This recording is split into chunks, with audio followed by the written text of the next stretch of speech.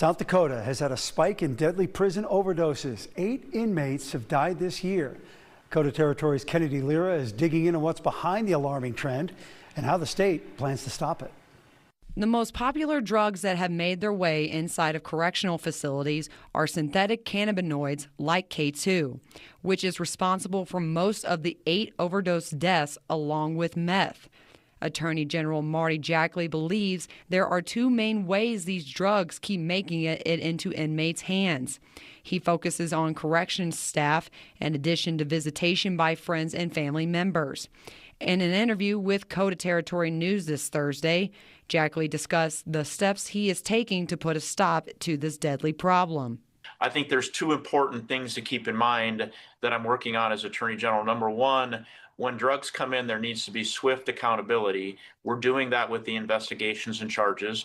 And secondly, I'm talking to the legislators and asking for stiffer penalties so that it serves both as a deterrent as well as accountability to keep those drugs out of the penitentiary system. The new Department of Corrections Secretary Nick Lamb says our state is not any different than the rest of the country when it comes to the struggles with K2, according to South Dakota Searchlight.